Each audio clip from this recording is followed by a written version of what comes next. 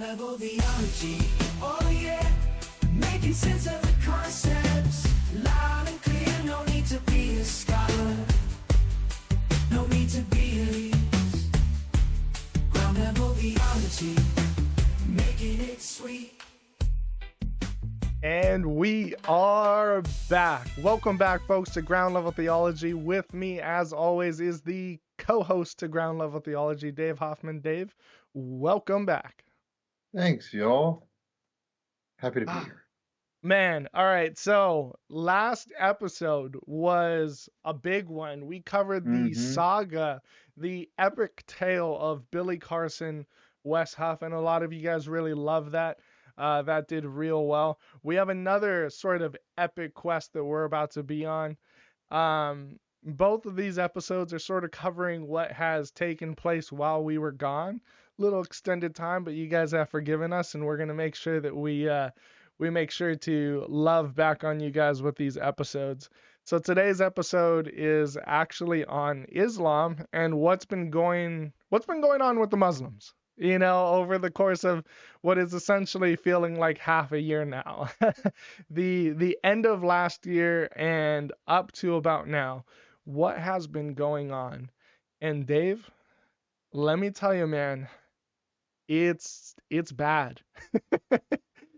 It is a bad year to be a Muslim. Are the pro-Palestine protests not helping?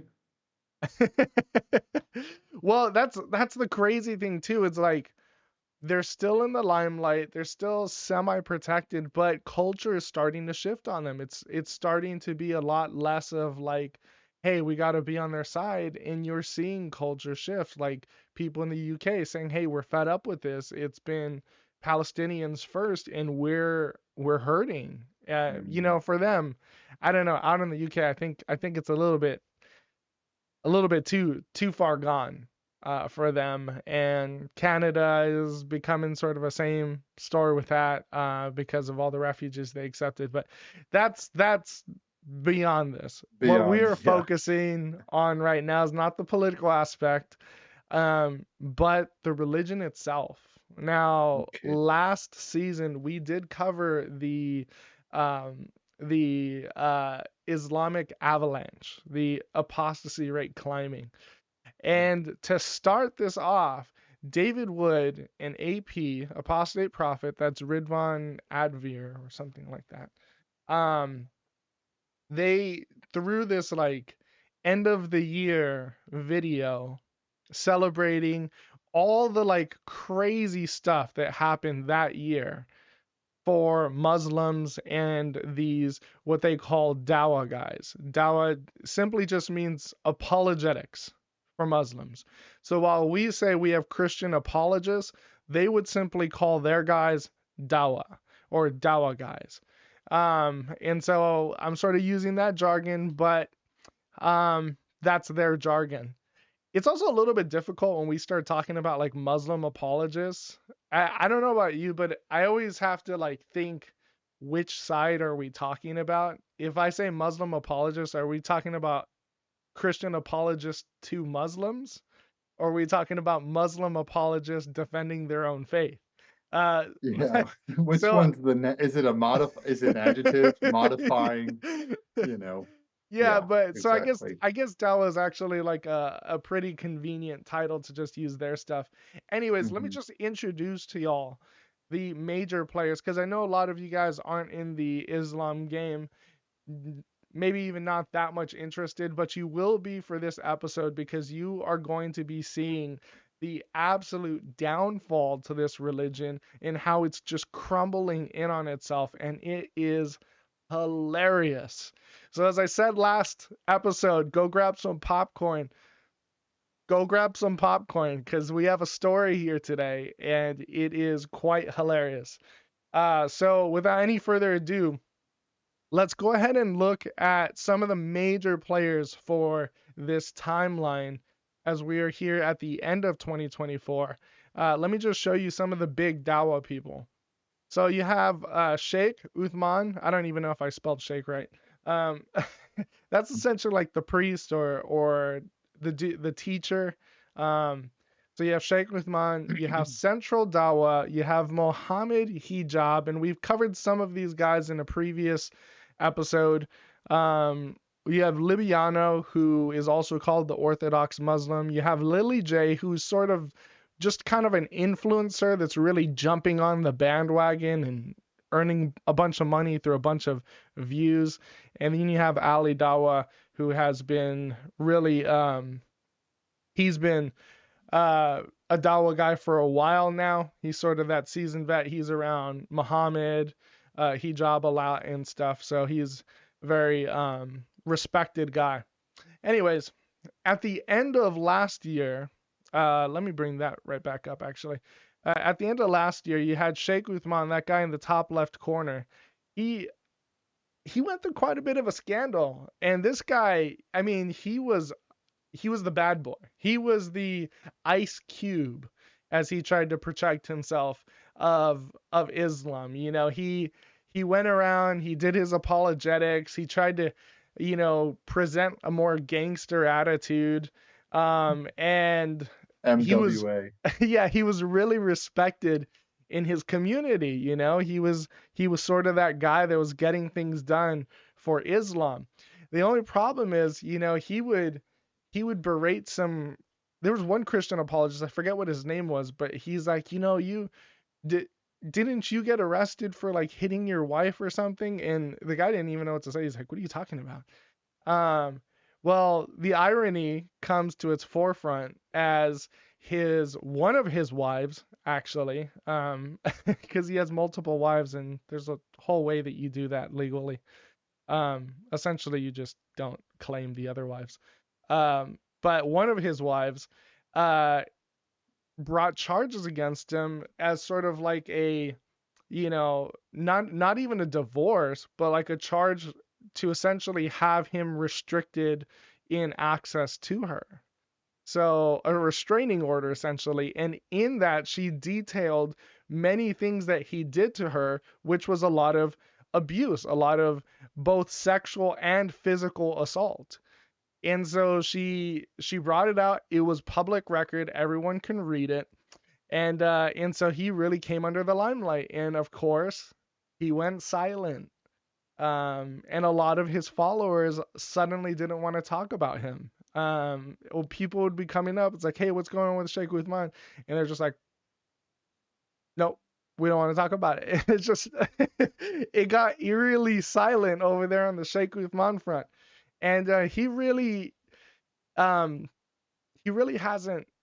bounced back from that. He's hasn't really caught back up in his fame from that. And that's even after the charges have been dropped. And now, you know, legally we have to say, you know, charges have been dropped. That's the conclusion. Those were alleged things. But we also know that in Islam, you don't do those things. You don't bring that kind of public record upon the religion because it looks bad, and there may have been some pressure. We don't know. That's all speculation.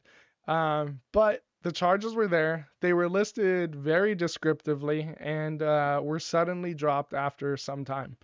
That's where we'll leave that. All that to say is Sheikh Uthman isn't quite around as much anymore. But moving on to sort of a central character, if I can be a little bit punny here, is Central Dawah. So bring him back up. He's right there, right in the center. I did not realize how incredibly punny this was going to be. But Central Dawah, he was coming up in the forefront of Dawah.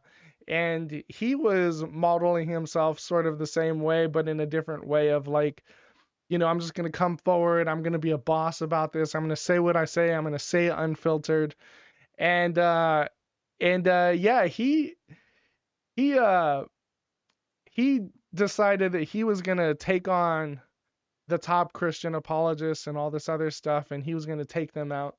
And so he goes on to debate against David Wood. Now, I actually have a clip of that debate that isn't the whole debate. it's not just like a funny thing. It is funny, but it's not just a funny thing. It's actually a clip that I think pretty much summarizes the entire feel of that debate. And so these will be sort of summary clips that are quite funny. If you want to go watch that debate, please go watch it because it really is funny. If you just know a little bit of Bible, you watch that and you're just like, oh my goodness, this guy gets destroyed. So let me go ahead and pull that up. This is um let's see. I need to Someone coming in pause. from, dude. All right. And then should be this one. Sorry, give me 1 sec. Oh, I forgot to adjust. Forgot to adjust, folks. On the fly. Sorry about this. All right, so let's go ahead and look at this clip. Here we go. Appreciate yours as well. All right. Famos says David, Paul claimed 500 witnesses saw the resurrection. Can you provide a single first-hand testimony from any of these 500? Well, I mean, the idea is that you do. I'm going to pause there just for a quick second. The question was regarding the resurrection appearances. We see a claim of about 500. Can you sort of support that from anyone in particular? And so let's hear David Wood's response. Have some of it in the New Testament among the gospel writers and so on. But in fact, one of the theories about the Gospel of Mark and why it stops and doesn't go into the resurrection appearances is that because this is actually while these witnesses are alive, they're going around preaching what they saw as the risen Jesus, and the Gospel of Mark is written as the background so that people who now believe in the resurrection actually know about Jesus. But it's the Apostle Paul, and so this person is apparently challenging it. You do have appearances in the Gospel of Matthew and so on. It doesn't say how many people were there, but if it's saying basically we don't know if it's true or not because the Apostle Paul said it. Well, keep in mind he's appealing to people and saying most of these guys are still alive now. So he gives the creed. He says most of these 500 are. Let me just unpack this real quick because he's trying to vomit out a bunch of information to really give to this answer. All he's essentially said is we have Paul listing that there are 500 people literally standing around, which is 1 Corinthians 15:3-7, which is what he's quoting and which is what the person's asking about. So essentially the answer to the question is even in the question, there's 500 people standing around, ask any one of them. But in addition to that, says Mark, you have John, who are there, who also write their own gospels. So you have people that have seen the resurrection that are credible and you can appeal to. Let's just have him finish it off. Still alive. It's like he's saying, hey guys, you know who I'm talking about, and you know that they confirm this, and you can go ahead. Name of what? The person asked for a name. The Apostle Paul is talking to people who know this, and he says 500, most of whom are still alive, though some have fallen asleep, meaning some of them had died by the time of 1 Corinthians. Can you name one? What are you? I don't even know what you're talking about. You're saying that you're saying Paul is talking about people. Is there an earlier source than Paul in 1 Corinthians? You're saying Paul is talking about people. Yeah. Who are these people? Can we get a name? Well, some of them would have included the apostles. Can we get a name? He appeared. I mean, like Dave, that's a pretty good response. I mean, the apostles themselves, you have 11 of them. Am I right? Like, if you need a name, just start listing off the 11. Well, that's what I'm saying. Like, it's like, okay, so you want me to name one of the 500, but you don't want me to name the 11 out of the 511. Yeah. Like of the 500 witnesses, it's like the man that's debating isn't including the gospel writers in that 500. He's not including Paul in that 500. Yeah. And it's like that.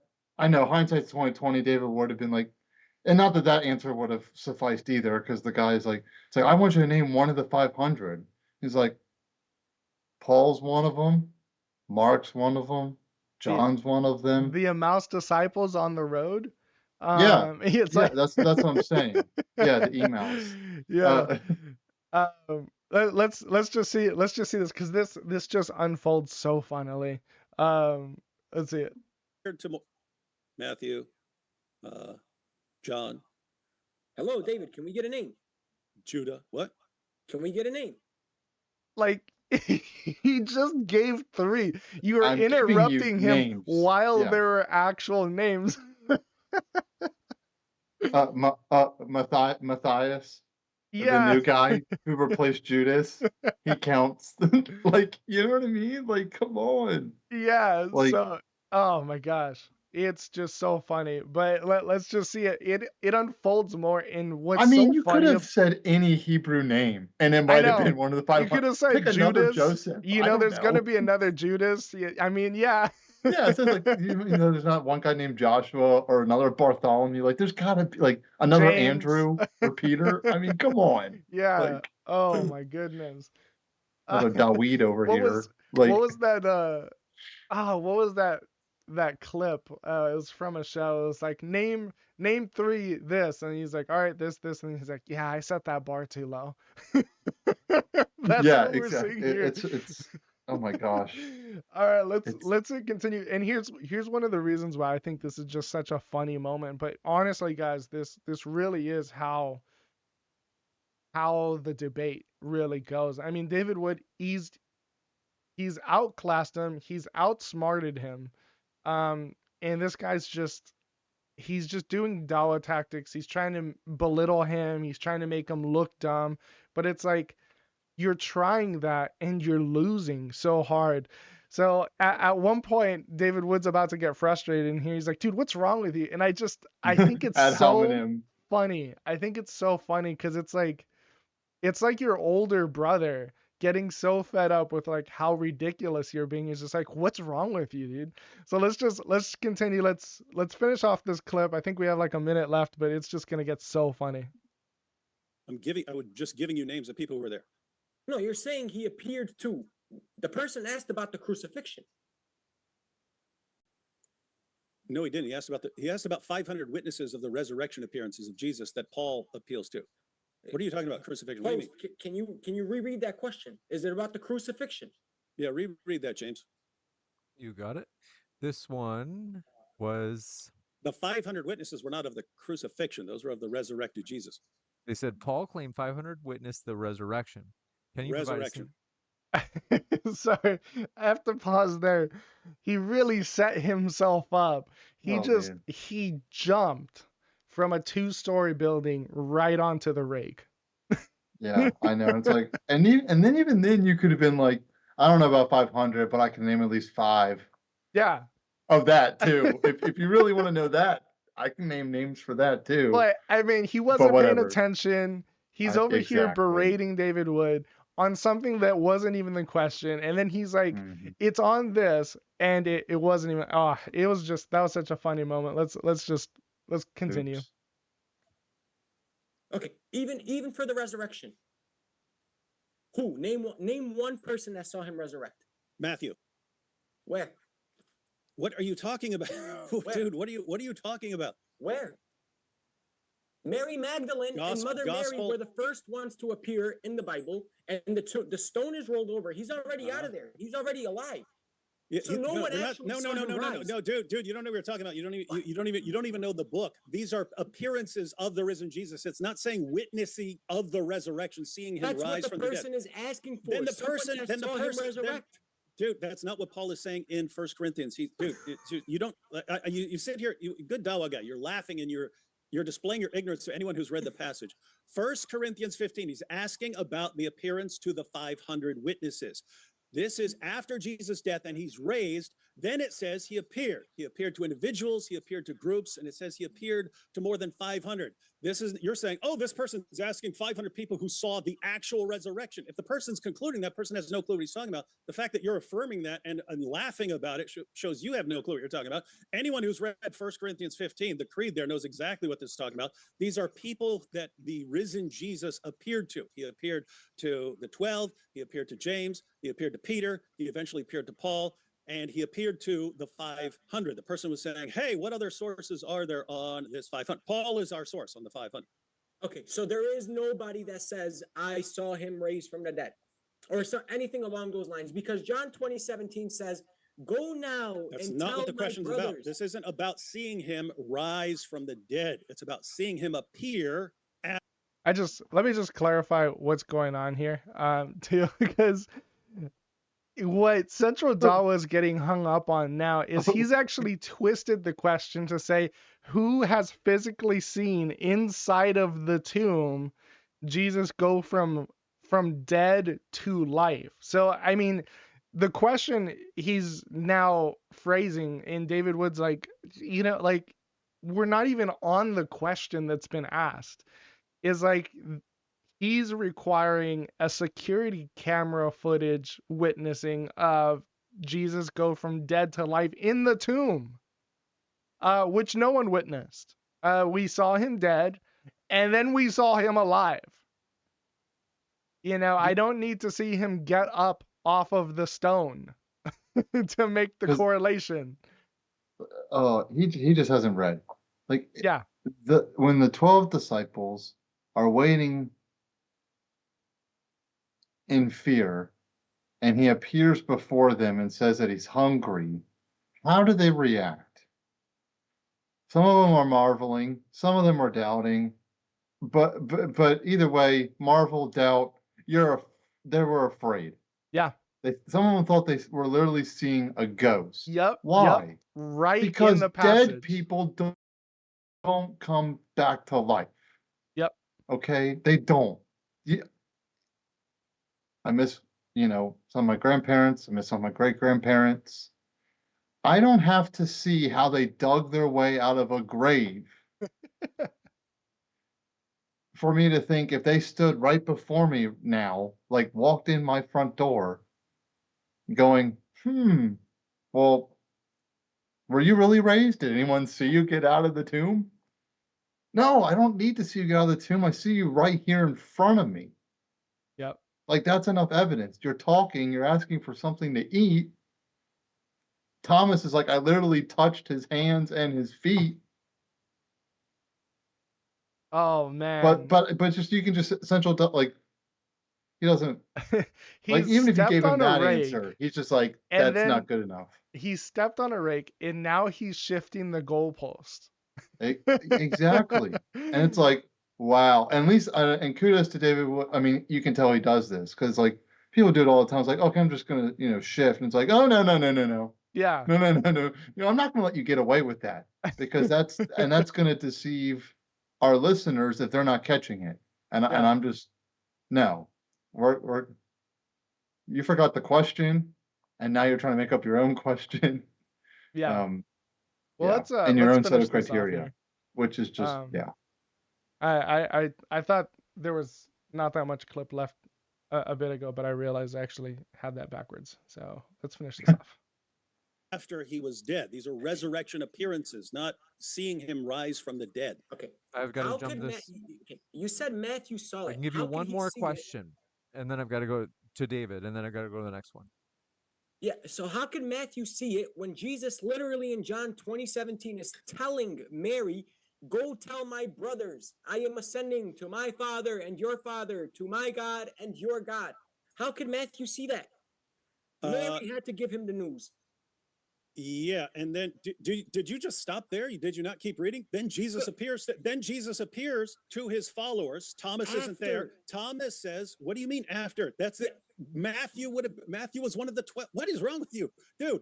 You're saying, when did he appear to Matthew? Then you quote something from right before he appears to Matthew. You literally quote or something right before. All you have to do is keep reading, and he appears to the apostles. Thomas wasn't there. Thomas says, "I'm not going to believe the rest of you guys. I'm only going to believe if I put my hand into his side and see that and put my finger in the wounds on his hands." That's the only way I'm going to believe. Then Jesus appears to them with Thomas, and you're saying, when did he appear to the apostles? It's right then the book you quoted. What are you even talking about? Yeah. Okay, so the I'm sorry. I laughed What do during you the want clip. from me? Oh my gosh. It's like, oh my gosh. I said in Spanish. How much clearer could I have been? Oh Like, my gosh. It's like, dude, what's wrong with you?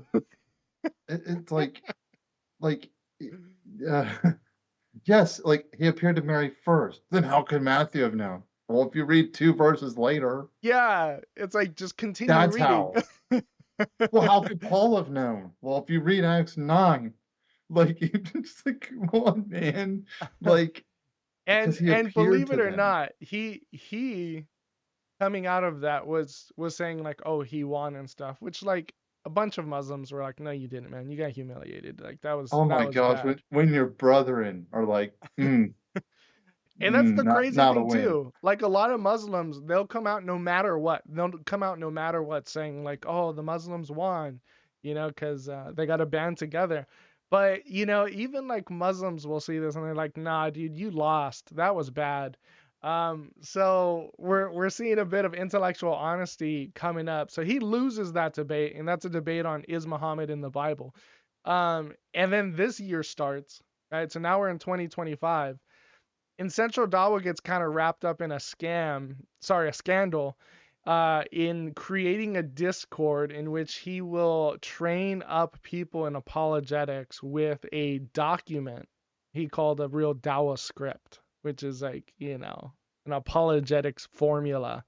Um, but the thing that he was saying is like, you got to pay him $20 to get access to it. So this is like a subscription. And people were like, hey, I paid you $20. There's nothing there. The things that you were saying. And so this sort of became like a scam. And he was saying like, oh, I'm going to get that other person, Libiano. Let me pull up the people again. So Central Dawah up at the top center said that he was going to get people that are famous, even like people like the person at the bottom right, Libiano, is going to come and share his notes and stuff. The thing is, Libiano came onto his stream later, not that exact stream, but later on, like a couple of weeks later, and said, hey, you were saying that you were going to get me on and you were going to give my notes. I never said that. You're scamming people. So he gets called out by another Dawah guy, Libiano, who's more respected. And Central Dawah is like, I never said that. I didn't say. And then all these people are coming forward saying, hey, I got scammed. So there's this whole scandal coming out on Central Dawah scamming people, and then where he gives these resources, that's like he's giving resources like the Matthew Henry commentary for Christians. It's like open source. You just Google it and you get it. He's giving these like freebies that everyone has access to and anyone already knows it. And so he's scamming the body of Islam. And then he takes on another debate, but instead of David Wood, it's who David Wood likes to stream with, and that's Apostate Prophet. Dave, did you want to add something? I'm sorry, I think I interrupted you. No, you didn't interrupt me. You saved another just smart aleck comment. I'm just Okay. Billy Carson can read cuneiform, and Central Dawah, oh, it's not the resurrection, it's on the crucifixion. Oh, no, this isn't, a scam. This is legit. I got Libiano. It's like, no, you don't. No, we're tight. We're such friends. It's like he's even on my stream. Yeah, to tell everyone that like you're not friends. And you're not. And he tries to defend himself too. So they kind of go into it a little bit live. I don't have those clips because I have to be real particular about which clips I can grab. It's okay. But let's go ahead and look at, okay, so guys, we're going to be on this one for a little bit.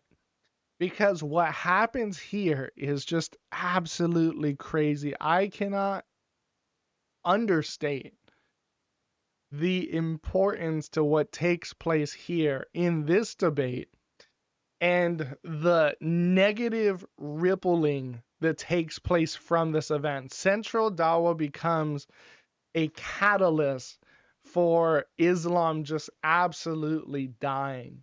So in this debate, this is just a debate. It's the same topic. Is Muhammad in the Bible? But now he's doing David Wood's partner, apostate prophet Ridvan Advir, who at this point in time is agnostic. He does defend Christianity, but he doesn't believe in it. He is a ex-Muslim, so he does attack Islam, but he is agnostic.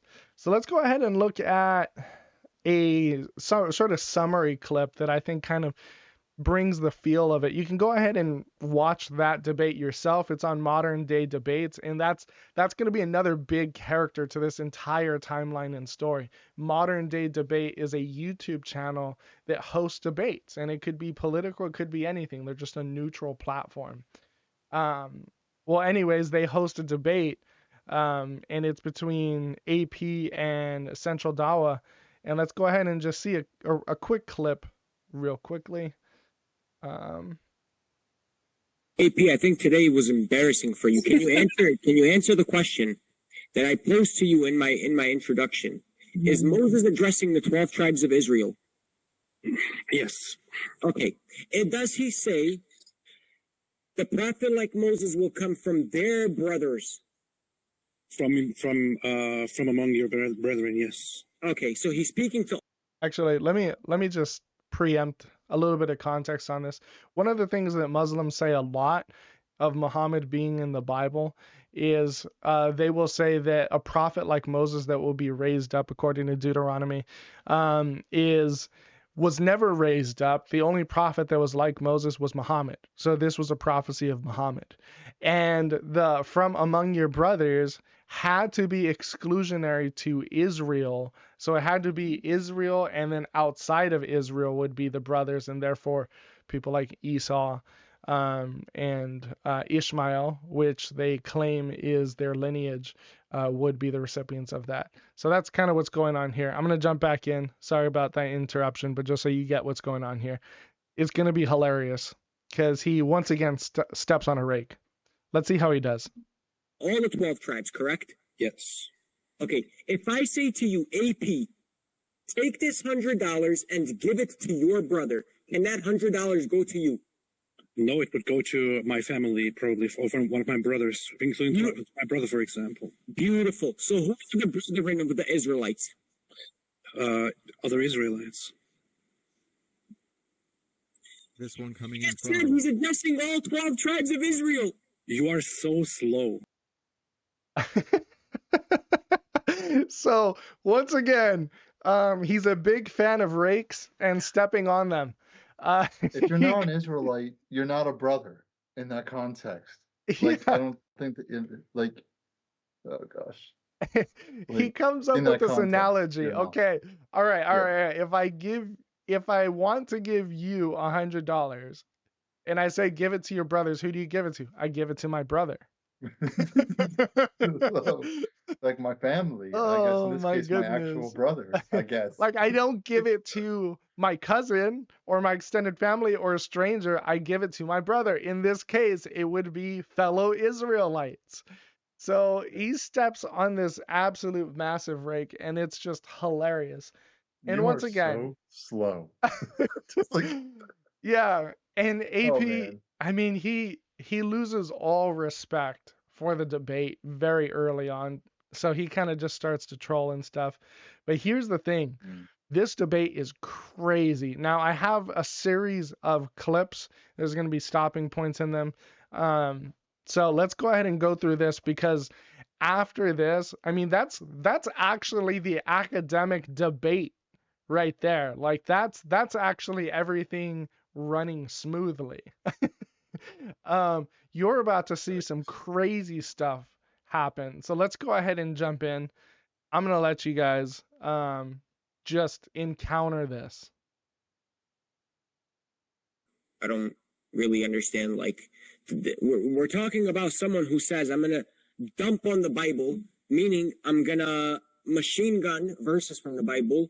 Yet this person next to me eats the Quran, burns the Quran, literally mocks my book. Yet he stands here as a proud man. Yes, I mean, because your religion also commands that apostates like myself should be executed. So 100%, yes. Woo! He did not hold Angry back. elf. Yeah, he's like, yeah, we do. We do want to kill you. We absolutely advocate for that. So he comes out. He just says, yeah, we do think you should be executed. So that's Then I'm gonna mock and burn the book that says you should do that. yeah. And so Yeah, that fair. this train just goes off the rails at this point, because at this point he's already said that killing him is perfectly fine, and he promotes that. He goes, yeah, absolutely, I agree. So let's go ahead and see how AP starts to take it, and we're just gonna see this go more and more crazy. King G and Salahuddin, when Salahuddin obliterated the Crusaders, and when he came to the tent of King G, he was holding a true cross just like you, praying for a miracle. And guess what? Salahuddin said to King G and Reynold the Shatano, he said, you insulted Allah, you insulted the messenger, and off with his head. And then King G said, what will happen to me? And guess what? Salahuddin said, it is not the custom of kings to kill other kings, but you're not a king, you're a pawn. Therefore, off with your head. bars. This reminds me. This reminds.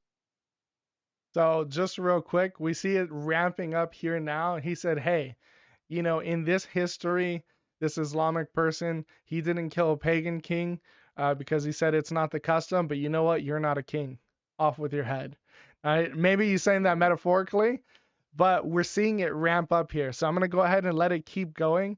We're going to see AP start to respond with disrespect a little bit here. And so he's going to start playing with the Quran. And they value their Quran so highly that like ripping it up or writing in it or stuff like that just sets them off. And so that's something that AP and David Wood would regularly do if people insult, you know, or threaten. And so we're going to see that happen. I'll go ahead and let this play through. This reminds me of Gaza, man. Let's go to the next one. Have an issue with Jesus' sacrifice, but not Islam's sacrifice. Now he has that no one bears the burden of Quran, another. and he's It's magic, man, magic. sorry. And he folded it up in the shape of an L for those of you that are in Spotify. So he has a Quranic passage that he ripped out of the Quran, and then he folded it into an L. This is Oh my gosh, freaking loser, dude. this is Oh my getting God. hilarious. And then Do he they put know it this up. is live? It This is. so No, great. Like, it's you said absolutely this live. This dude. is an Like, unhinged Did he forget debate. that this is live? Oh my So God. let's just keep seeing this play out. Are we allowing for this guy to you know, use the Quran as an L? Are we allowing him to make fun of my holy text? What's the problem? The problem is you're having a intellectual debate. You literally just said. You literally just said I deserve to be. I deserve to be executed. For How many people are watching this live? One. I'm gonna pause that right there. He's crying now. I mean, what a little cry. He just threatened AP, right? He just said, yeah, you should be executed according to the Quran. Yeah, I agree. That's a good thing. And then now he's crying like, oh, you're disrespecting my Quran. So now he's and let me just say this. That's exactly the tactic on a political level of Muslims. We see this a lot in Israel. We see this a lot. It's just like they're going to attack and then they're going to cry foul when you punch back or if they suffer consequences to their actions. So that's what we're saying. He punches and then he starts crying that, you know, he's not being treated with the utmost respect. Yeah, and ironically, he quoted just the thing about like when he quoted or referenced the Muslim king in history that didn't kill the pagan king, we should kill the Muslim king. He's a sinner for letting the infidel go on and live. Yeah. Like now you're sinning. Yeah. So like he's not even gonna bring that up either, where it's like, oh, we can show mercy. And I'm like, I think you should show mercy. I'm all for the mercy. But it's like, at least be consistent. Or it's like, shouldn't you have a problem with that Muslim king that was nice? Yeah. But that's a whole nother thing. But anyway. Yeah, so here we go. This is the same clip. So he's crying about, oh, you know, he has my a Quran verse page as an L, like do something about it, you know, like this isn't right. We're having an intellectual debate, and this is the same clip. So as he's just saying that, listen to what he goes into immediately after. You literally just said that I, as an apostate, deserve to be executed. I swear by Allah. I swear by Allah. AP, when I see you in February, you're going to be plastered everywhere on social media. That's my word in front of 1.4 thousand people. Whoa, what does that mean? When I see you in February, you'll see. What does that mean? You'll see. What does that mean? Explain to us. You'll see. So there we have our first threat, and it's ominous. Yeah, in front of 1.4 thousand people, he's swearing that he's gonna have him plastered all over social media. Ominous threat. He gets called out on it, and then he goes, "Oh, I just meant take him out for coffee." You know, it's like, Okay. But that's not the end of this. That's not the end of this. We're gonna continue on. I haven't seen this, by the way, folks. I'm really just like watching it. What is this? Yeah, let's continue on. You literally just said that I deserve to be executed because I'm an apostate, and then you have an issue with the L-shaped Quran. You're 100% halal. You got a lot of blood. Wait, James, wait, can you say that again? Can you say that again, Central Dawah? Can you say that again? What you just said? Your blood is halal. Wait, can you say that again? It was distorted. Say it again, please. Couldn't hear it. Now, James, can you be fair and tell him to pull this down from the screen? No, we didn't see the blood part. We didn't hear the blood part. It was distorted. You need to get further away from your microphone and say it again. James, can you tell him to pull this down from his screen? Did you just say your blood is halal to me? James, can you be a fair officer and tell this man to pull this down from his screen? Are you scared now? Did you just say your blood? Did you just say your blood is halal? Just seriously. Okay, hold on. All right. For those of you guys that don't know what that means, and I let that part of the clip play out a bit longer. What your blood is halal means is a phrase in that sphere that essentially says it is okay to kill you. Not just Central Dawah can kill you, and that is perfectly fine and justified before God and everyone else, but it's almost even like a hit being laid out. It's not just that Central Dawah wants to kill him or can kill them. It is essentially telling the entire body of Islam that anyone is allowed to now kill him. So he said, your blood is halal. So he's saying anyone who's watching, they can kill you, you know, and should kill you, because when that's being said, you should be executed.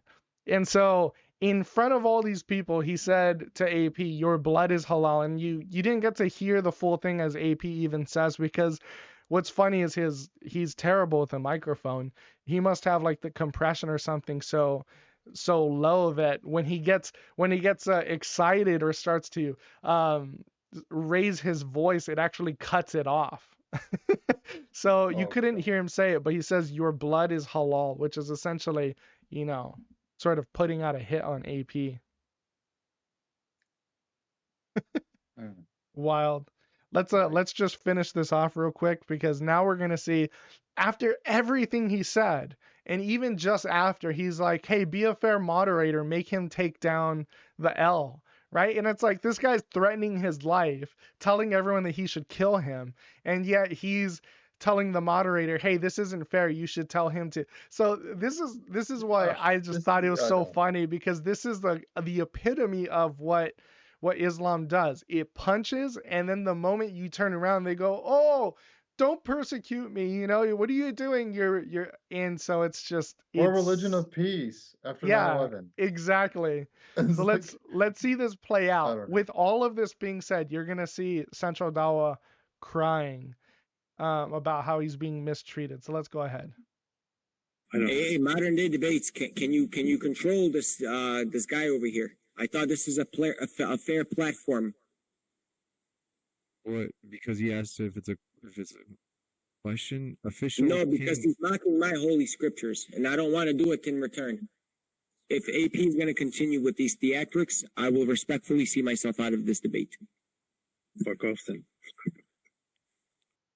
By the way, guys, Let me just say, he says bark off, not cussing. Yeah, but we wouldn't do that. Yeah, let's finish it off. everyone to know that he's doing this because he knows he got obliterated. He knows he got obliterated. I'm actually doing this because Comedy Central Dawah said that I deserve to be killed, but whatever. That, what was it? Okay, so he's not going to take it down. I'll see myself out. Modern day debates. Bye-bye. I appreciate it. Thank you. AP, you lost. You got obliterated. You had the result to insulting. You got cooked. So, I'll see you in okay, February. sounds like you don't even want to listen to me, Central Dawah. All right. So that was the debate, Central and Dawa. you just saw how crazy it got. I mean, oh my goodness. This I watched it live. My jaw was to the floor. I could not believe what I was watching. The threat, all of that in the ripple effect, in the consequences of this debate could not be understated. So AP puts in with these clips, because it did get clipped and stuff. He submits it to the FBI because this is a threat. The FBI actually opens a case against Central Dawa and starts looking into him. Now, as you heard there was a debate set up with Modern Day Debates, because he was setting up a convention called DebateCon, and there was going to be a convention of all these reputable speakers coming in for debates. Now, AP and Central Dawa were actually scheduled to have another debate at DebateCon. And we have to now actually move into the backlash to all of this. But before I do, Dave, did you want to just say anything? Because you're going through this also for the first time with us. Like, what's going through your head with that? It's not like any debate I've ever seen before. It's the first time when I hear someone say you got obliterated in a debate, I'm thinking, do you mean literally? Because you really threatened him. Yeah. Like, do you really want to obliterate him? Like, I don't know what you mean. Yeah. And I also want to just say,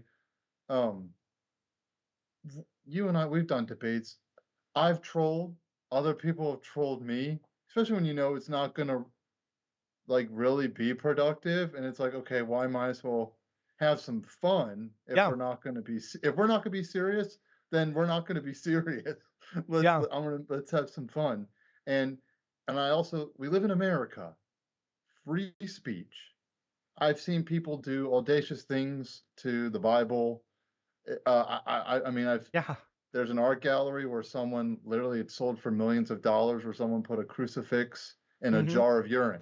Yep. And it's sold for millions. Yeah. Okay. And that bothers me. It does. Like, I don't like that. But I just know that I'm in a fallen world. It comes with the territory. And I've had people, you know, they disagree with the scriptures. They've done crazy things. It's technically their right in America as far as freedom of speech. It's not your right to threaten people. But like Central Dawa had an opportunity to kind of be like David Wood and have like I'm going to take the high road.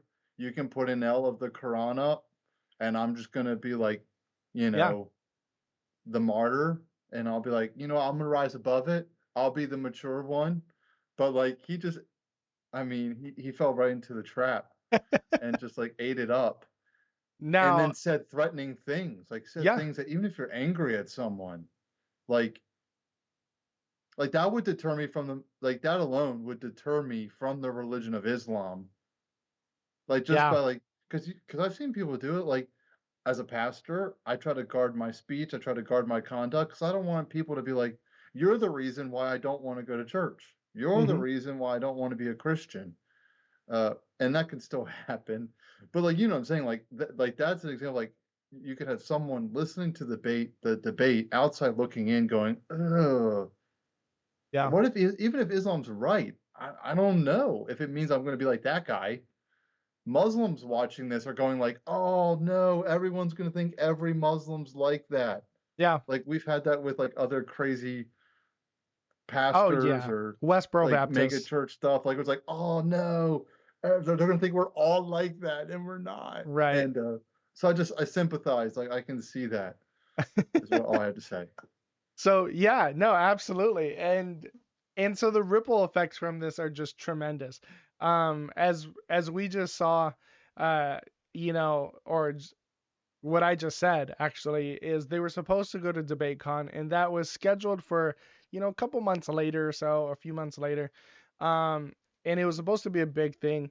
Uh, let me go ahead and show you guys actually what happened after this. Now I'm gonna go ahead and show you a flyer for DebateCon and what immediately took place. So let me see if I can choose the right thing. Yeah. All right, so here is the flyer to DebateCon. For those of you on Spotify, you don't have to worry too much. What we see is AP, and then there's an empty spot here. That is where Central Dawah is supposed to be. In addition to this in DebateCon on one of the days, you have David Wood going against Alex O'Connor on whether Jesus really claimed to be God. And then you have Inspiring Philosophy, aka Mike Jones, or actually I should switch those, going against Lawrence Krauss. And that's whether Christianity is good for society. So, I mean, by no means is this a small little thing. You have people like Lawrence Krauss there. You have people like Alex O'Connor bringing his atheistic audience, and he's kind of one of the biggest atheist guys out there right now. So this is by no means a small thing. This is a huge thing that's coming to the forefront. And now I have to start bringing receipts via X or Twitter, if some of you guys still think of it that way. But from this, as we just saw, um, uh, they took off Central Dawah from the list. And so here we have modern day debate due to a potential threat made in yesterday's remote debate between AP and Central Dawah. We are looking for a new Muslim to debate AP on whether Muhammad was a prophet. So he gets taken off of DebateCon for good reason. And actually, I didn't have this in our entire thing, but he actually has to buy security and have it beefed up, and then of course the FBI is looking into Central Dawah. So suddenly this becomes a big thing. Now from this is this hilarious journey. So, one of the people that I didn't put on this list is Sneeko, who is a influencer. Maybe not influencer, but he was a streamer, kind of got popular, and then got sucked into Islam. And he's under the wing of Sheikh Uthman. Let me go ahead and pull up that the people again. He's under that top left wing, but he gets pulled into this. His name's Sneeko. You don't really have to know him too much. I'm just about to mention him here. But anyways, let's go through the journey of trying to find someone to step up for Islam and defend Muhammad against AP in an academic setting. So, modern day debates starts the hunt for someone, and let's just go through this. This is going to be hilarious, But hey, Sneeko, I'm not sure if you got my email. We invite you to debate whether Muhammad is a true prophet at DebateCon. A fan of AP said that they would be up to offer for you to debate AP for $6,000 US. Would that interest you? Now we're getting good money just to debate AP. So someone stepped up and said, hey, I want to make sure that this thing happens. Let's put some money behind it. Let's continue on. So it says, given the high stakes, AP supporter said he'd be willing to increase the offer to $7,000. And so now we're seeing it upped, and then we can go back to that.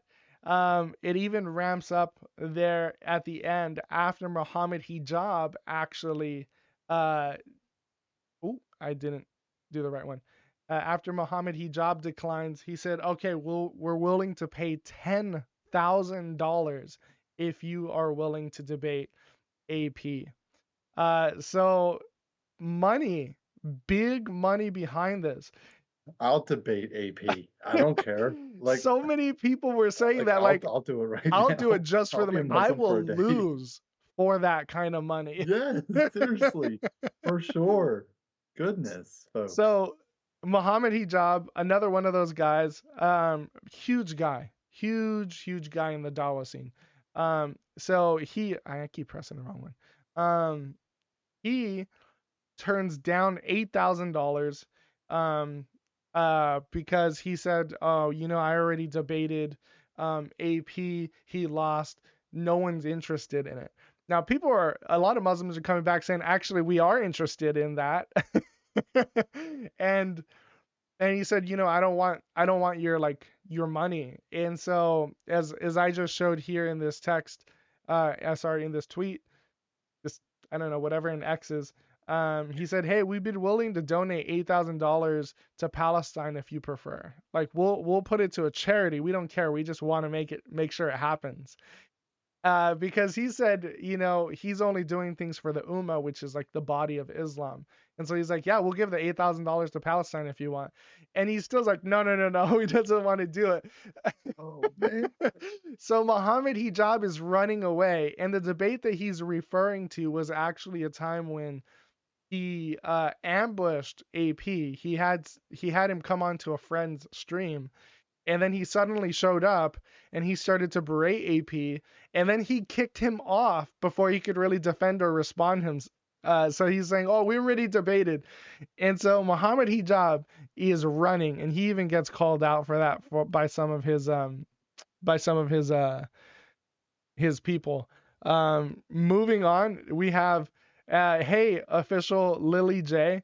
I'm not sure if you got my email in AP. If you wanted to debate, they'd be willing to send you $10,000. Yes, the money is real, and they will cover your travel as well. They'd even be willing to book the flights for you today just to show that they're serious.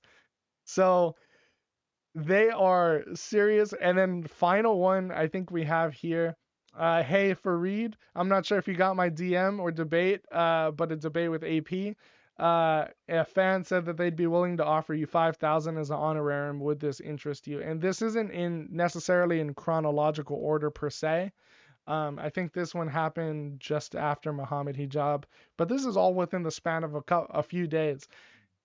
Modern day debate is blasting anyone. And so he's tackling all the headline dawah guys that are out there. And everyone is just declining it. Like Homer Simpson meme, they just retreat back into the grass so that they don't, the bush, so that they can't be seen.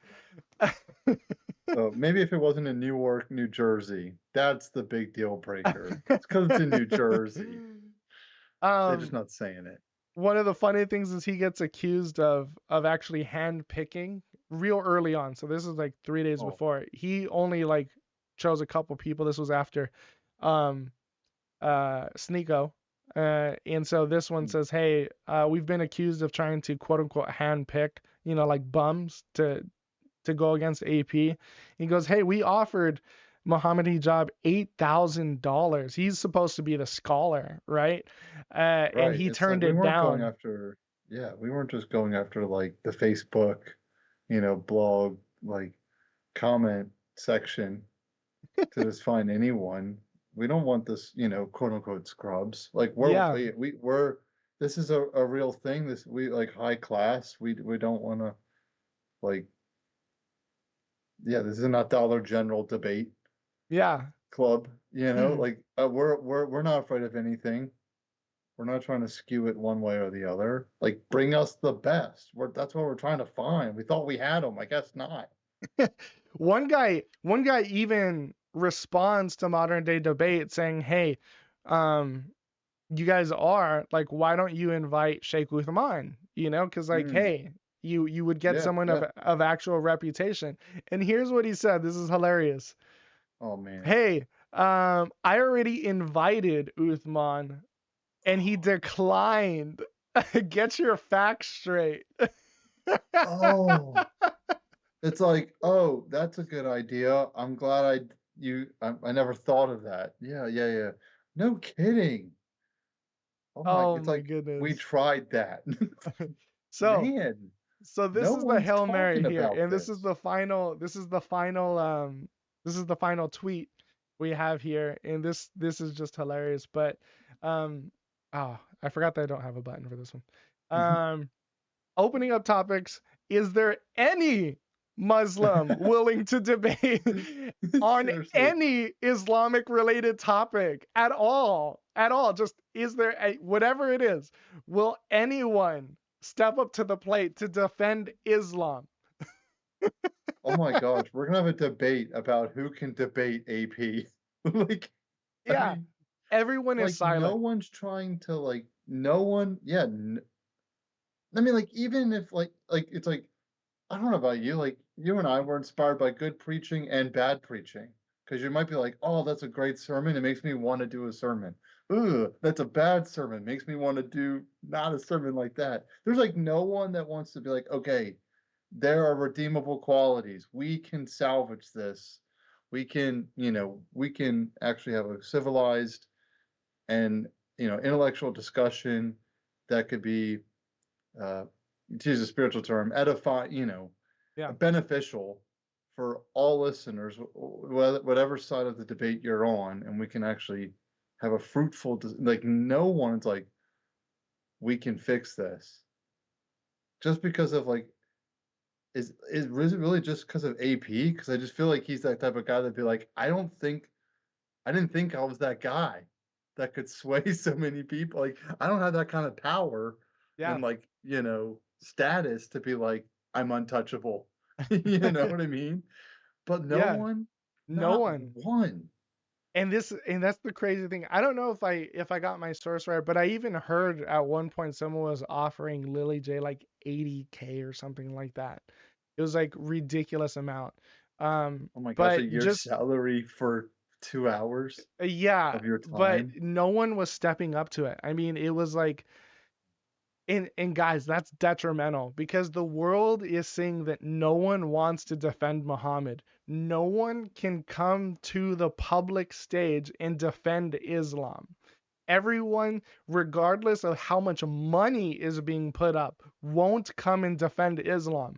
And everyone is seeing it, including the Muslims. They're seeing their heroes suddenly go radio silent Yeah, they or falter, they hold declining back. publicly. It's like crazy. Yeah. So, yeah, we Especially if gotta, you're right. Like if you're right, why are you falling back? Like we're yeah. right. We're If the ones Islam that is know better. true, you don't have anything to worry about. Exactly. That's what I mean. Like that's why like people think Christians are obnoxious because we're just like, yeah, you have eternal life and you're just right about everything. And it's like, not everything, but if I actually think I have the truth, wouldn't it look weird if I pretended like I didn't have the truth? Like, Yeah. I mean, at least being consistent. Yeah, I'm with you on that. Well, here's the end of the hunt. Let me bring this up. And okay, so we have the original one on the left. For those of you, I've already described who's doing what. Um, And so we finally find someone to replace Central Dawah to debate Apostate Prophet, and it's a guy by the name of Gnostic Informant. Now, this guy is actually not a Muslim. He's just like a religious studies dude. He just likes talking about religion, and he has interacted with both Muslims, Christians, and other people of other faiths. So he actually takes up the mantle because no one else will, and the topic becomes, what is best for society, Christianity or Islam? So which one's better, you know? And so, yeah, let me bring that back up again. We have Gnostic Informant now debating AP, but what you might have seen is there's now a hole where there used to be a person debating David Wood. And what happens here is Alex O'Connor backs out of the debate because he's afraid that something's going to happen at DebateCon because of the threats happening. So now he's scared Muslims are going to come and do something. And so that's why they hired security and stuff, but he backs out. Guys, mind you, the world is watching. Alex O'Connor gets away from the debate because he's afraid of what Muslims might do. Dave, did you want to add something?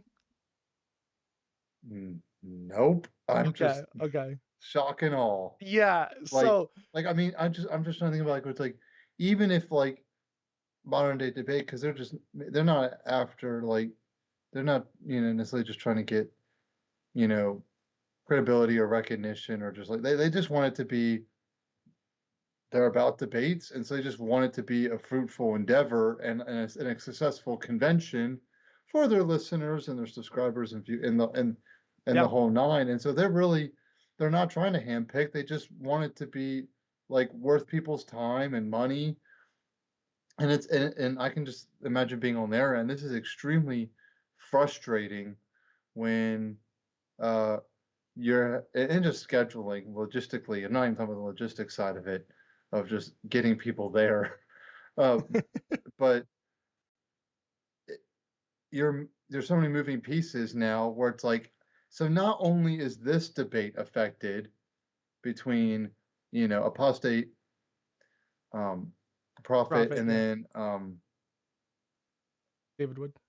But like, it's like multiple debates are being affected. So it's like, great. Originally it was just one. I'm trying to contain it, and we're going to bring in a bunch of different Muslim apologists. No one's signing up, and so now it's just, instead of just having this one fire to deal with, another fire blew up just because of like the thought. Yeah. Like, that's the thing about threats. Now, mind you, they're taken seriously. Okay, before, folks, if you don't take it. Yeah, before it was just within the Islamic world and within the Christian Muslim apologetic world. But when you have Alex O'Connor backing out now, you have the entire atheistic world now realizing or seeing it. Hey, this person stepped down because Muslims might do something crazy at this. They're extremists. Sort of I forgot what that effect was, the Streisand effect or something. If they would have just like stayed quiet, it would have been fine. Maybe. Yeah, if Central Dawah just lost his debate like a good person, he would have been fine. But now everyone is seeing it, like the audience has just boomed up even more because Alex O'Connor stepped down. So all his boys see this. And they're like, why? Yeah. And then that's why. And also, mind you, people have already bought the tickets to see Alex O'Connor and David Wood. So they're still going to the event. Yeah. A lot of atheists attend this event too. And what they're not going to see is Alex O'Connor because radical Muslims or Muslims. You're right. Exactly. Let's see the final one in who replaces Alex O'Connor. Another Christian apologist to Muslims. His name's Robert Spencer. And so you have Robert Spencer versus David Wood. And the topic is whether Muhammad is even actually historical or whether he's just a myth that's been built up over time. Now, that one didn't interest me too much. But it was no. quite funny, and I do think if you want a good laugh, go ahead and watch that one. It's hilarious because what ends up happening, and let me tell you, oh, you know what? I forgot to take photos of this. Actually, no, I didn't. Let's see if I can pull this up. But what actually ends up happening is you now have about a 2.5 hour, maybe even 3 hour debate of both people taking turns bashing Islam and Muhammad in front of Muslims who have already purchased their tickets, in front of Christians, and in front of atheists.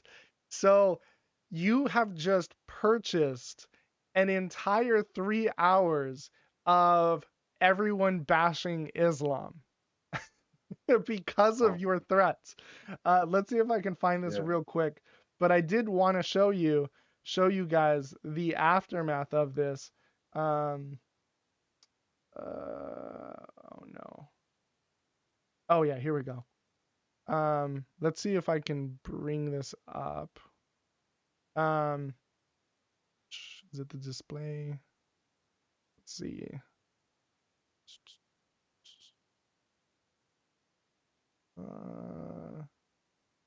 Nope, that's not it. Here we go. Sorry, this is just a display of the video. So this video actually ends up getting 118,000 views. Ultimately, it ends up getting 118,000 views. Now the other debates, let's see if I can switch to that now. Sorry.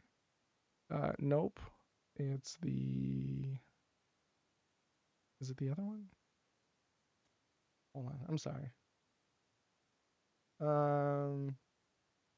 Central Dawah over here. Yeah, I'm trying to bring things up on the fly because I forgot to put it on a slide. No, you're good, man. It blew up. And like more brakes and more just fuel on the fire. Oh, there we go. Okay. Ugh. So from the debate with Gnostic Informant, you end up getting 86,000 views. And the original thing that blew this whole thing up only had 66,000. So guys, what Central Dawa managed to do was blast the ridiculousness, the abhorrent religion of Islam, and they are hurting from it. Now, okay, so Gnostic Informant, he I can close this out now. Gnostic Informant, he took on the mantle of trying to defend, in some sense, Islam by taking on the debate, what's better for society, Islam or Christianity, or what's worse, right? I mean, that's the other way to phrase it. Let's see the debate a little bit. Let me just give you the essence of it, and you're gonna get it pretty quick. It's pretty funny. So let's go ahead and show this. Oh, actually, I have to fix this as well because of what I just did. Let me see. My best here. All right, so then do this, and then I gotta do this, and nope, this. There we are. All right, so let's go ahead, and do I have to resize this? No, I don't. Okay, good. Sorry about that. Let's play it. But, I did make it clear before we were talking about my position being that not that Islam is better for society, but that one isn't better or worse than the other. I'm sorry to say, but that was extremely disappointing. So, I'm sure it was. so I find just one thing funny, which is that that Gnostic Informant basically conceded at the very beginning the debate already. Because he basically said that he is not going to make the case or cannot make the case that one is better than the other or one is worse than the other. He could, however, demonstrate how Christianity can be worse. But then he also failed to demonstrate that, so I don't really see where that is. So I think we're basically... So He loses from the start. I thought the same thing. His one goal is to try and bring Christianity down a peg to at least say that maybe Islam might be better. And he concedes from the start, folks, Yep. in front of an audience, in front of 113,000 people who watch the video. He concedes from the start, hey, Christianity's better. I mean, that's the whole reason that you don't have central dawah there. That's the whole reason why you don't have Muhammad Hijab or Yeah. any of the scholars willing to go up on that stage. Yeah, or even just like yeah, you could have a field day. It's like okay, or even if you're not saying it's better, you're not saying it's worse, which means it has beneficial qualities, which is what I'm trying to argue for. So I win. So Like, yeah, dude, yeah. let's just finish this off because he Oh, does man. it. He continues Good. this and it's hilarious. Done. So you can just concede that. Let me just. I'm fine with ending. I'm fine with ending early. I mean, I'm not like too inspired to keep going. But let me. Do you agree that Islam is worse for society than Christianity? Right now. Yes. Thank you. All right, I have to pause there. Guys, on Right Spotify, now? which you don't see is he looks at the audience and he nods yes. Like, yeah, I'll give that to you. Because everyone's thinking it. It's like, oh my goodness. So what was Okay. supposed to originally be a defense for Muhammad gets cut because a Muslim threatens someone and opens up an FBI case, and there has to be security, and then someone has to drop out because they're afraid. Now what we're just seeing is just this crazy storm of just everyone seeing how crazy Islam is and that Yeah, it's and now I not have good to for debate. society. The one person that stood up to try and defend Islam is on stage saying it's indefensible. Yeah, how am I supposed to sit up here and go, hey, after everything you've seen, after all the work you put in just to try to get this debate today, I had to sit up here and tell you, trust me, take my word for it, Islam's great for society. And They'd be like, you're delusional. The and last he's 3 gonna months have he's gonna proved more otherwise. explicitly say it again. I had to stop just for our Spotify folks. I was gonna finish the clip, but I forgot that he doesn't nod in Spotify. Folks don't see that. So let's continue. I didn't say it. All right, well, listen, let me ask you, last question. This is just a simple question for both of you. If you go solely from the holy books, the two, the Quran and the Bible, you're only going off of those two, would you say that they're equally bad for society, or one is clearly worse than the other? I would say you can pick apart both and sort of cherry pick and make one look both look horrible. They both have things about doing good for the poor. You can cherry pick good stuff out of them too. I guess I'll be honest. I don't think the Quran is superior to the Bible. I would say that. So he concedes it explicitly again. That's the debate, folks. I just cut that up. It's a good debate. In what he really is trying. He knows he's lost, but he's trying his best. And here's what I'm gonna say. Gnostic informant, yes, he lost the debate, but to be honest, I wouldn't count that as a loss for him. He stepped in to a difficult position. He tried his best in where there was not a debate before, and he took a shot. I mean, I gotta give him kudos for even stepping up onto that stage and filling in the spot in a moment of need. You know, he's a good guy. Like I said, he did lose the debate. He conceded it most explicitly multiple times, but at the end of the day, what do you expect from the guy? Yeah, and you know what? I really appreciate that question actually, Yeah. because you know what? Let's just cut through what's going on right now, and let's go to the texts.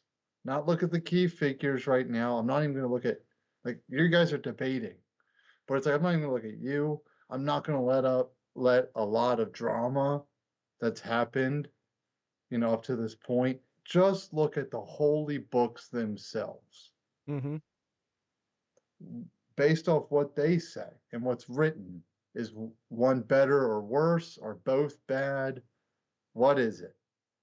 It's a well-crafted question too. Yeah, which is smart, because like you don't have to bring up positively or negatively. Like it's like, don't let that skew. Let's just look at the books, despite the players. Let's look at the rules of the game. Well, it also And cuts through the oh well, this person did something bad. This person is like, no. According to someone who's living quote unquote biblically or Right. chronically, which one's better for society? Correct. I don't know, the one that says kill your enemies, or the one that says love your enemies. Yeah. And they didn't bring that up because AP is also not a Christian. Yeah. So, but I mean, and he could have. He didn't need to though either, because the debate was like, I don't need to bring this up. My opponent's already agreeing with me. Yeah. But like, because I would be like, one's obviously better, because one says to love and pray for your enemies, whereas the other one says very opposite things. To be nice about it. Yeah. So, yeah, we see this happen. I mean, guys, that's debate con. We saw this happen. Like I said, if you want a funny debate, go watch the David Wood versus Robert Spencer. It is hilarious. But on a grand scale, many people see the destructiveness of Islam in a real state, its indefensibility, and Muslims are seeing the indefensibility as their hero dawah people, their dawah influencer people are radio silent, don't want to debate, don't want to take the stage, are turning down absorbent amounts of money to defend their faith. And the day of, they lose on all levels in front of everyone. I mean, you could not have fabricated a more destructive fall for Islam than what this took place. And who do we have to thank? Central Dawah for all of this. And let's add insult to injury. Okay, so the ripple effect from all of this has transpired. DebateCon takes place. AP is struggling because his laptop is not the best, and David Wood says, dude, why don't you just ask viewers or someone, just say, hey, I need some money. Maybe they'll do a Kickstarter because they love you, because we have a big following. I'm sure people would like your computer to run effectively so we can do a stream properly and not have to worry about this stuff all the time. So he does. He creates a video. He asks for some money by his followers. He's just saying, I just need a little bit, to be able to get some stuff so I can produce some stuff for you guys and just be able to provide for my family. So his goal, I think, is somewhere like 3,000 or 5,000 in mind, which is a pretty big ask, but he's got a lot of people, and he's kind of just throwing the net out, right? He's going out on a limb here. What happens, and mind you guys, AP is with David Wood. He runs streams with David Wood all the time. You can go watch them. They're always on each other's. They're partnering here. And he's agnostic. He's around a Christian. So his audience very much is Christian. Well, he's thinking in his mind, if I could just get 3K, maybe I can, get a really nice computer, be able to help my family out a little bit, and maybe send myself off to, to do a film, a video over here that would be helpful for the channel. What he raises is $150,000. The body shows up above and beyond for him. His heart melts because he just sees like, wow, people are really here to support me. Now, I say this is insult to injury because after AP was threatened by Central Dawah, the scammer, who was scamming people out of $20, and after threatening him, AP has rose. He has he's taken to the stage at DebateCon, and he's financially stable now. He's been financially blessed. You cannot create a more flip of events happening here, and it's all, like I said, it's all because of Central Dawah. Thank you, Central Dawah, for being a catalyst. And as of recently, I'm going to do a little spoiler here. As of recently, Apostate Prophet, the agnostic, is actually Christian now. He's come to Christ, and he's been on a long journey, and he is a catechumen in the Orthodox Church. So he is on his way to being baptized, but he is going through the process of learning his faith, exploring it more. And so he classifies himself as a catechumen of the Orthodox Church. So he has come, he is entered into the house. So, I mean, what a crazy story. But that we're not done. As of a month ago, a couple big things took place as well. God Logic debated Orthodox Muslim or Libiano on is Jesus God? And I'll go ahead and play this. This is a pretty funny one. I'll run through the final two events and then we'll just finish off here. So let's play the debate between God Logic and Libiano. You're welcome. You're welcome, sir. Thank you. Okay, good. So, who sits on high? According to the book of Psalms, who's the only one? Very easy. Yahweh essentially sits on high, and he exalts Jesus to sit on high with him. Does Jesus sit on high? He exalts him. He doesn't have that essentially. Wait, hold on a second. So, is Yahweh exalted according to the Old Testament? He's exalted by others. Yeah. Is Jesus exalted by another? He's Yeah. So the way that Jesus, can you let me finish? Yeah. No, go ahead. You want to let me finish or not? Yeah. So Yahweh is exalted by others. You want and to let Jesus me finish is or exalted not? by another, right? Okay. Can I answer? Yeah. You want an answer? Mm-hmm. Yeah. So the reason that Yahweh is exalted because Yahweh is praised. Others praise Yahweh, and so in praising Yahweh, they exalt Yahweh. But the way that Jesus is exalted is that he's taken from a lower place to a higher place. And so Jesus is exalted and given a name above all names. Yahweh's name is already above all names. Yahweh in the essential sense, that is. So there's your answer, sir. Thank you. All right. I do have this clipped up a little bit, but Dave, just as you were kind of listening there a little bit, clearly, and this is actually his tactic. He lays it out in the start, but he tries to take a stance of Arianism, claiming that that is actually the biblical view. But what I was just going to ask you here, Dave, is like, you can see a clear distinction he makes between Yahweh and in Jesus, right? I mean, he talks about it's Yahweh who's most high, and then he's the one who brings up Jesus. So, I mean, you sort of see the like Yahweh is the most high, and then in an Arian view, Jesus is made to be up there, not over him, but alongside him and under in a subordinate sense. So we see like a dichotomy here. And maybe we just take this for granted in Christian circles where we're not always aware of, like, we believe in monotheism, that there's one God, and then we just don't maybe fully understand the Trinity as much as we humanly can all the time, and we can't articulate it, where you can have the Most High God, and it's there's a hierarchy in the sense of personhood, but not a hierarchy in their divinity or their substance, just only in their personhood. And just like male and female, husband and wife, neither one of us is lesser or greater than the other. We're both equal despite our different functions and our call to leadership and submission. And so the same thing happens in the Trinity. And so it's like, I'm not arguing how Jesus becomes exalted or not, but the fact that he's exalted. You're not, you cannot be exalted. Only God can be exalted. Right. And so you have a fundamental, it's just a misunderstanding of how he understands Most High God.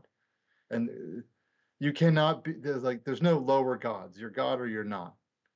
Right. So to And be so exalted he's, alongside God makes you most high also. yeah. And so he's taking the Arian view and he's trying to say essentially Jesus Correct. is a man being exalted up. But I just wanted him to highlight that here he's distinguishing Yahweh from Jesus, and it's Yahweh who is the highest, the most Yeah. high, the not the subordinate but the powerful up top God, and it's Jesus that is ontologically below him. Yeah. Libiano in this debate against God logic switches moves the goalposts a lot. So I actually created these clips to highlight that, and so let's go ahead and jump back in because we're about to see something in a sense. Is God overall in a lower sense than God the Father, because God the Father is over Jesus. He's God overall essentially. Jesus is God overall while having somebody above him. Thank you very much. All right, thank you. In Psalm 96. Can I see the time, host? 96. Who's the Most High God? Sorry, what? Psalm 96. I know you heard me. I'd assume Yahweh is the Most High God. Well, you said Jesus is Yahweh, so is Jesus the Most High God? Yeah, Jesus is Yahweh. You're all over the place. Can you let me finish? Yeah, I'm all over the place because you can't track. That's why. Jesus is Yahweh in a lower sense, and Yahweh, the Father of Jesus, is Yahweh in the essential sense. It's very simple to understand. So now Jesus is Yahweh. He's Yahweh in a lower sense, and as we saw earlier there, he's also God, but he's God in a lower sense. So now he's completely moved the goalposts. It's not just that Yahweh is above and then there's Jesus below, but Jesus is also Yahweh. So he's really tripping over himself here, and it's quite funny. I'm going to finish off in the final clip, but let's see him move those goalposts again. Here. God and Son could be Yahweh in a sense, in a lower sense. And so for him to be the Most High, he is Most High over everything else. It's assumed that this does not include the Father, and that's what Paul says in 1 Corinthians, sir. Got it. So according to your explanation, there are two Most Highs. You have Yahweh the Father, who's Most High. You have Jesus, who is also Most High, just Most High over all creation, not Most High over the Father, which actually would go in line with our theology because there's the Trinity. They're Most High in their nature. Yeah, that's there we go. And then I'm just gonna finish this off because this is actually a comedic thing right here, but it's hilarious. You want to pop it up? Yeah. All right. Question for Libiano. If the topic of the debate is Jesus the Most High God, and you conceded that Jesus is the Most High in a sense, and that Jesus is God in a sense, did you lose this debate in a sense? And what Oh man, well crafted question by God Logic's now wife. Congratulations to God Logic. Got married, I think, this year. So it's so funny. And from this, guys, just to tell you how detrimental this debate was to Libiano, he now has the nickname 50 Cents. Because there's too many ways in which Jesus is God, Most High, and Yahweh in a sense. Jeez, man. So another Dawah guy got taken down, and he was a big one. And so that was another. I want to finish here with one of the most recent things to happen, and that's Ali Dawah. We had at the bottom. I don't want to bring it up, but I will bring up something that happened. AP was having a stream with David Wood while he has just finished up a debate. It just dropped, I think, this week. Actually, it might have been Sunday, maybe it was Monday, but it just dropped. He finally debated Alex O'Connor on did Jesus really claim to be God, and that just dropped. So it finally came to that took place. But while David Wood was out traveling, there were some other people there, such as Mike Jones, or inspiring philosophy and God logic. And so during this stream, it was just a random one. They didn't really have a topic, but it was a live stream. They actually raided Ali Dawa's stream, which is really hilarious. What a raid means is you just have some of your guys go onto his stream and kind of comment and stuff. It's the modern day Crusades. It's Like a better Crusades. hilarious. It's a better Crusades. I will play this whole thing out. I have it clipped, and then we can laugh about it together. But here we go. Ali Dawa live stream a few days ago, and he had like 100 viewers. Yeah. So crazy how fast Dawa dudes die out. Yeah, they've been having. It was totally unplanned. Yo, Ali Dawa is streaming right now. I just want you to look at the total views. Let me see if I can get this for you. You see that? 35 watching. He's powerful stuff, ladies. Powerful stuff. Powerful. I hate it. Removes. People are going to Ali Dawa's comment section now from this live and saying, "Hey, just want to support Christ is King." They're deleting the comments. Wow, the Christian bots are here. Someone said Ali Dawa is the best Christian apologist, and it was just deleted as I said it. It's because of us, by the way, that his live stream jumped up 2 times. You're welcome, Ali Dawa. You're welcome. We doubled his. You are still welcome. We will send more to you when we are done. That's right. When we are done streaming, everyone here go to Ali Dawa's comment live stream and just keep commenting. Christ is King. Comment Ali Dawa is the best Christian apologist. Show the love. Show the love. Let him know, guys, that you guys appreciate him. You appreciate his work and the work the Lord is doing through Ali Dawa. Man. Wow, look at how that works. Yeah. It jumped from 30 viewers to 150 viewers.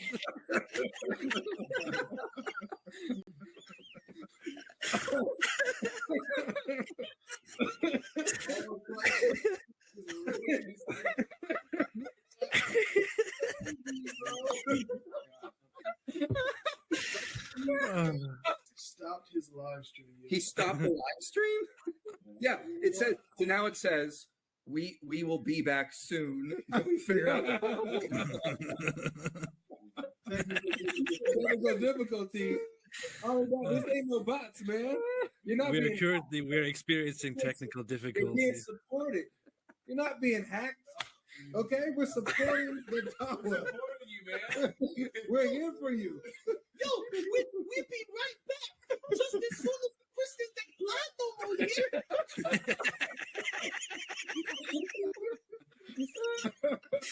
Man. Oh man. Hilarious. So Ali Dawa, they're all struggling now, guys. They're all struggling. Oh my Islam. gosh. To an older audience that doesn't know how streaming works, you might be like, why is this funny? But I swear, this is gold. It's a millennials, stand up right here. This is great. It's hilarious. And I mean, he only had 35. But what's crazy is like it jumped up to 150. Now, Dave, if you and I were live streaming and suddenly like Muslims suddenly started dropping in or atheists started dropping in, there would be a little bit of nerves that come in just because like, oh shoot, what happened? What did I spark? What should I do? Oh man, people are actually paying attention. Did I say something? Yeah.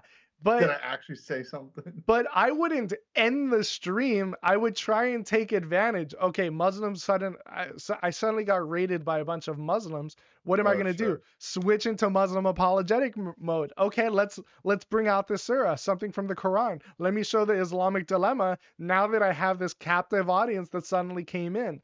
So you're never here. I got to seize this opportunity. Yeah. Like, at least while I have you, like, I'm gonna take advantage of it. Yeah. But he shuts at least, down. Or welcome it. Like welcome it. It's like it's not bots. Like okay, okay. Like I mean, just even honesty, right? Out of nowhere, guys. I've been watching it. I've been moderating. I had like 30 people. Now I have 150 people. They're clearly all Christians. I don't know if they planned this or what, but this is what we got. So this is what we're doing. Like even being lighthearted about it, but like.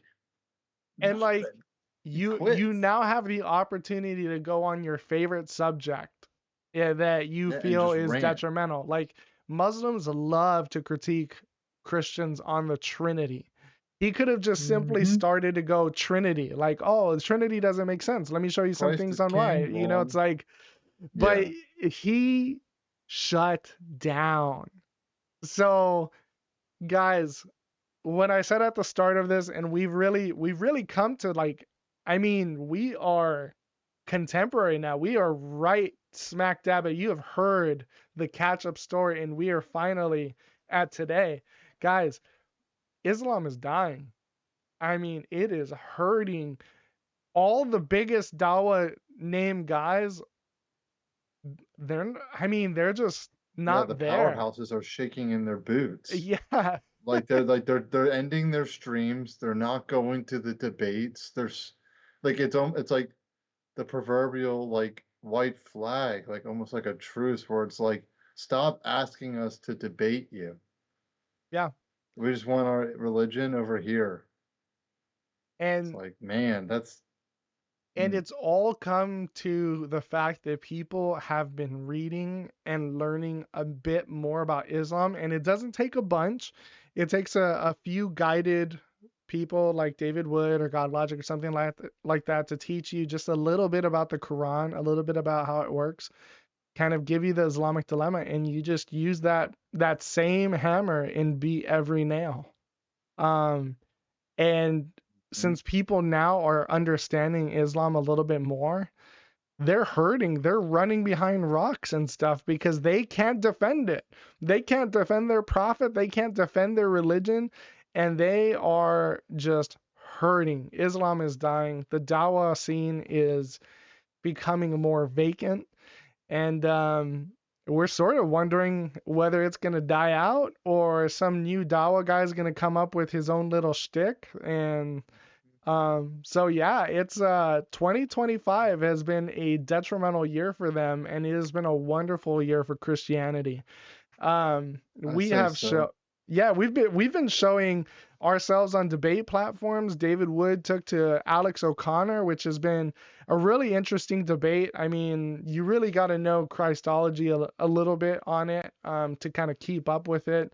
I'm enjoying it. I mean, it's pretty clear David Wood does a really good job. It seems like they sort of talk past each other a little bit, but David Wood really supports himself real well. So if you know how to track a debate, I would say you kind of come out thinking David Wood has won it. Although I haven't seen the full thing, I haven't gotten to the question and answer section yet, and he's even said that his energy crashed by about that time. He said, I don't know what it was. And then he found out, oh, I had a sugary drink and I just crashed. But he said, I never felt like that before.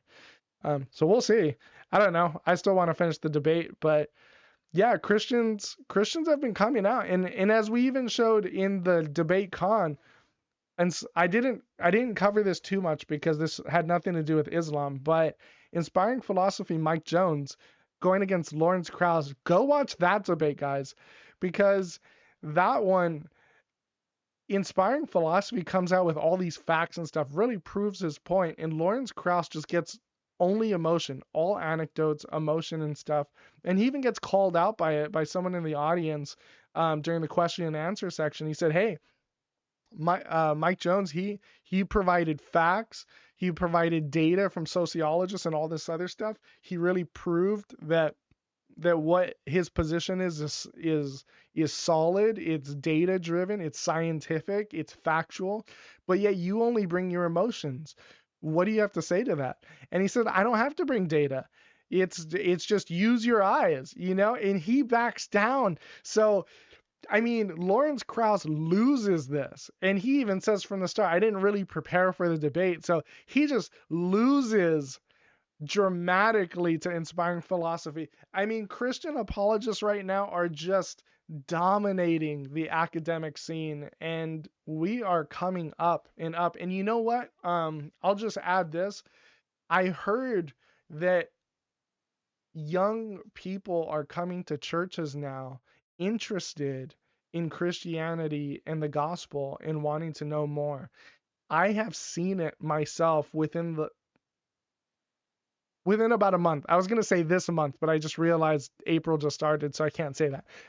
But within a month, I have seen it myself that it's not families being brought in like young kids because their parents are coming back to church. It's the young kids dragging their parents to church. It's crazy, guys, but we are seeing quite the turn of events in Christianity, and it's all because we are out there sharing the gospel. It's all because we are pushing the boundaries. We are pushing against people that are saying that our religion is false.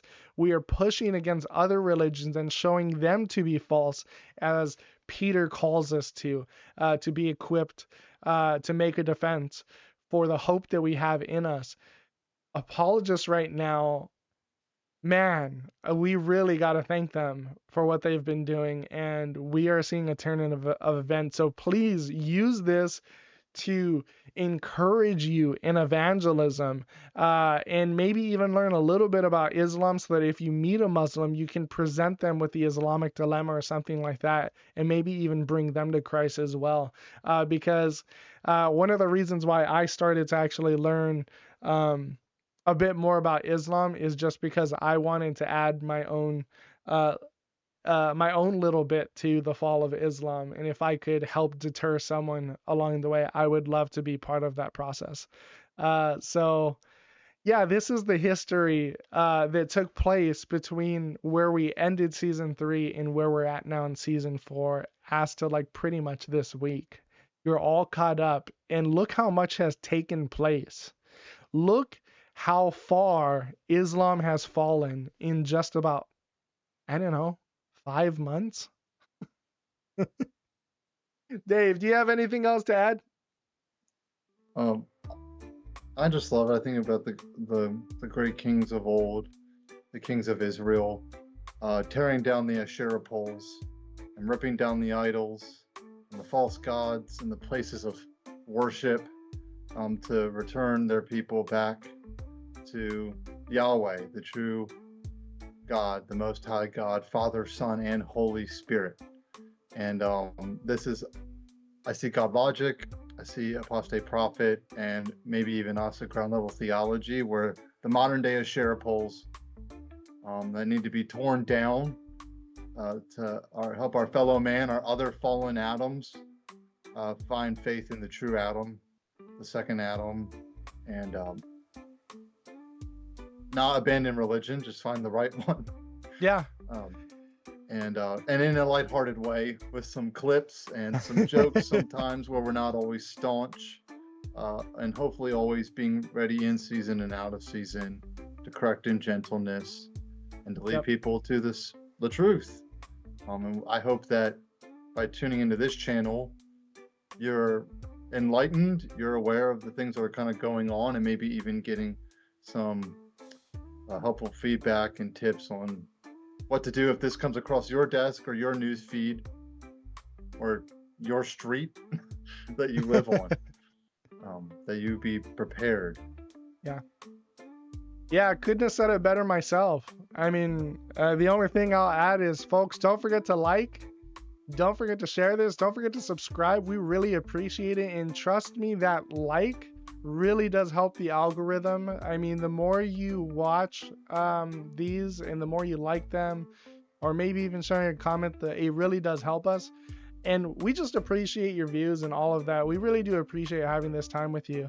But with all that being said, we hope you enjoyed this episode. There is a lot more to come in this season, and we look forward to sharing it with you. And with all that being said, we will catch you in the next episode. See ya.